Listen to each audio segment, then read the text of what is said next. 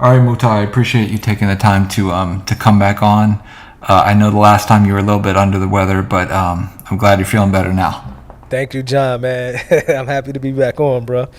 And shout out to Yeah. Reggie. Oh, yes, he's doing better. He actually started walking. He's doing better.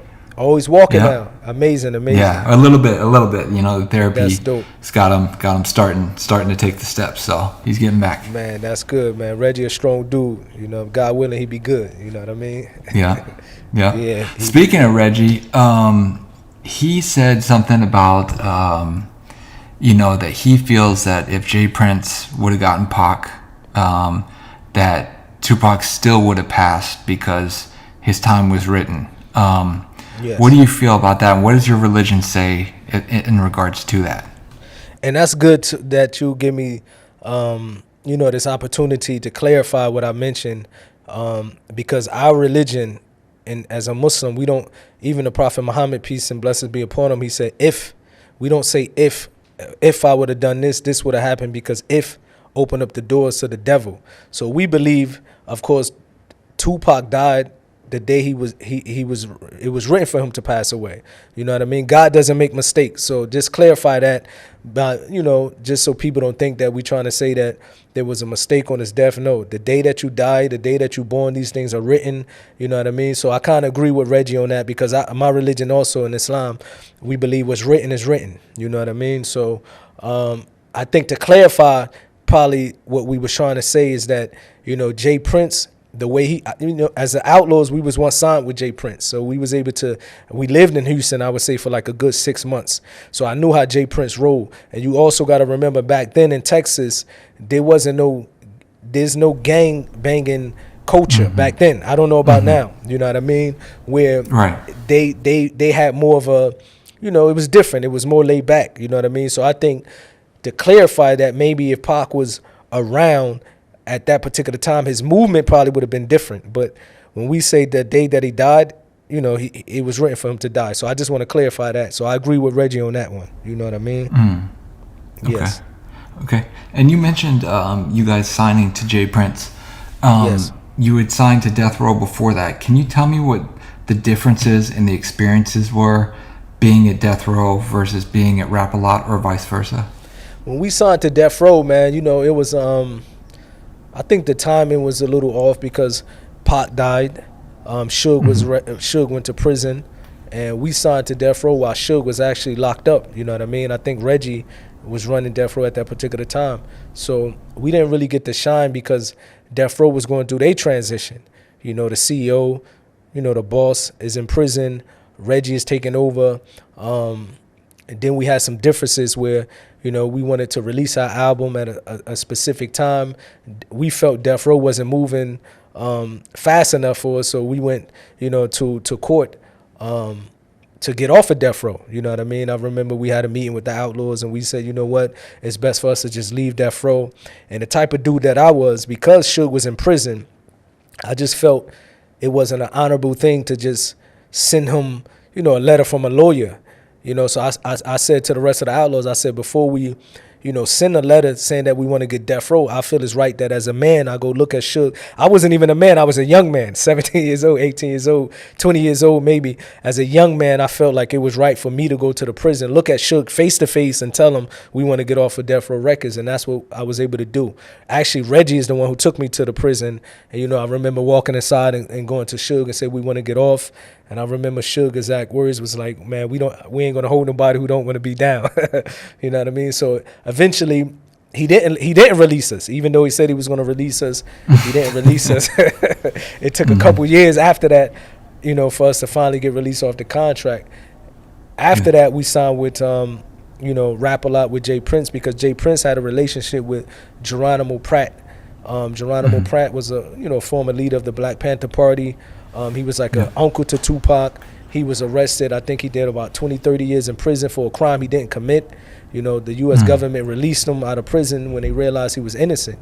You know what I mean? So he had a relationship with Jay Prince. Jay Prince, he always reach out to people like that was influential in the community in a positive way. You know what I mean? Same way he doing with Larry Hoover now. So we get a call, I believe, from, we always knew who Jay Prince was, and Rap A Lot Records, of course, they legendary, you know what I mean? So we get a call, I think it came through Geronimo Pratt. We flew to Houston, met Jay Prince, and we felt at home, you know what I mean?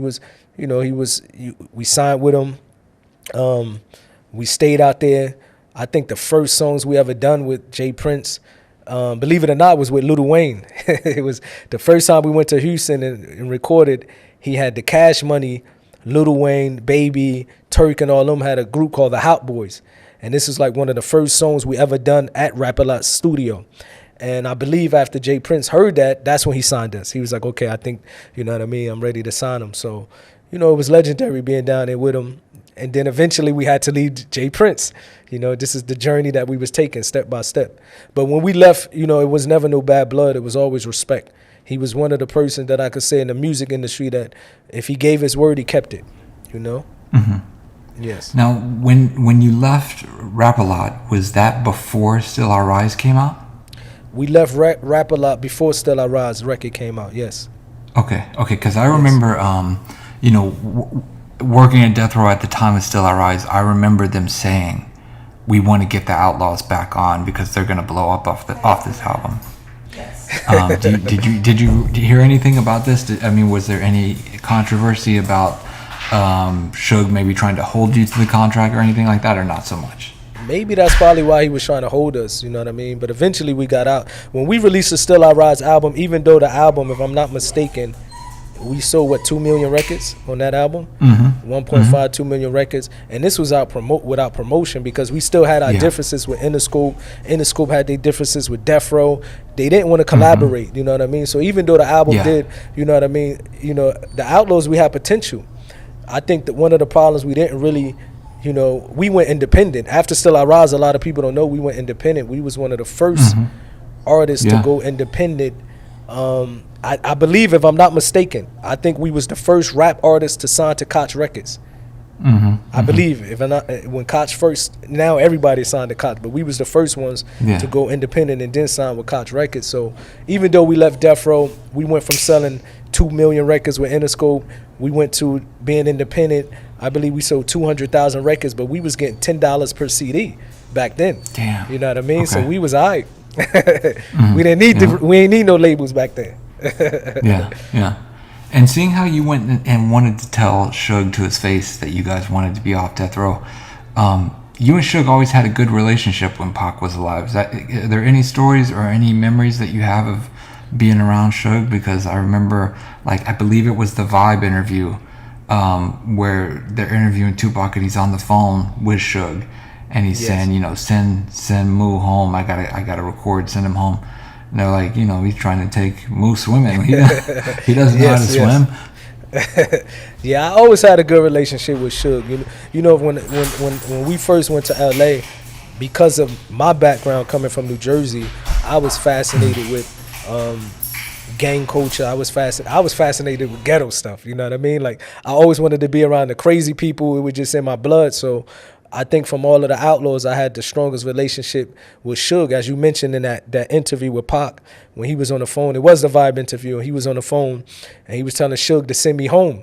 You know what I mean? That was the day, I remember this day vividly. We was all supposed to go somewhere, and I jumped in the car with Suge. He had the Hummer, I think the burgundy Hummer, and I jumped in the Hummer with him, and somehow we lost Pac and the rest of the Outlawz in traffic, and Suge just did his own thing. You know what I mean? We went to Compton. Then he took me back, to his place in Wilshire. And then he tried to take me to Vegas, but that's when Pac called, no, you can't go to Vegas. Send him back. I was mad, though. You know what I mean? I was mad, man, Pac ain't let me hang out. So I always had a good relationship with Suge. Always had a good relationship.